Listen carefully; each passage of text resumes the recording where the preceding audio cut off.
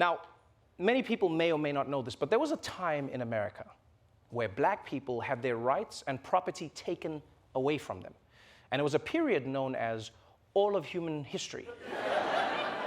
And that may seem as a shock for many of you to hear, especially if you go to school in Florida, but it is true. And unfortunately, most black people who lost their land have had no way to find justice.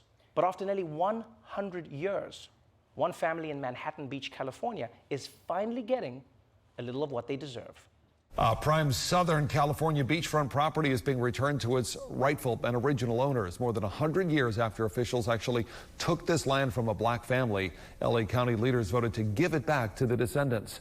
The property was originally bought in 1912. The original owners turned it into a resort for black families since they were barred from many of the beaches. White neighbors soon targeted that property with racist threats and harassment. The city eventually seized the property in 1929, claiming eminent domain. Well, now the county is going to lease the land back to the current heirs and then give them the option to sell it for themselves down the road. The Bruce family originally bought that land for just over $1,200. Now it's worth about $20 million. Yeah, that's right. That is amazing. That is amazing. Long time coming too. The government is giving these people back their land.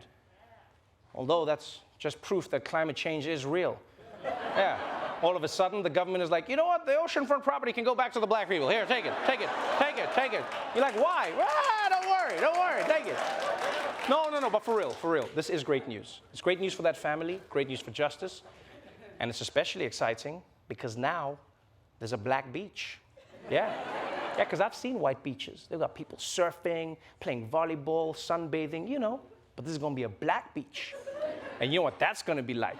It's going to have people surfing, playing volleyball, sunbathing. What did you think I was going to say, huh? You thought it was going to be different because of black? You racist! Every one of you thought something, you racist! Well, you thought a black beach was going to have drive-bys, huh? And people yelling at the movie screen. Educate yourself! I like to relay racism traps just to see who comes out. Anyway, this is the thing people don't seem to realize, right, with the story. The property is now worth $20 million. Right? It was bought for $1,200 back in like the 1920s. And that's what people don't get, is how black Americans have been held back, right?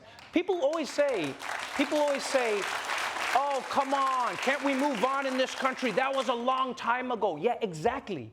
And in that time, black Americans could have built wealth. That's what the whole point is, it's time.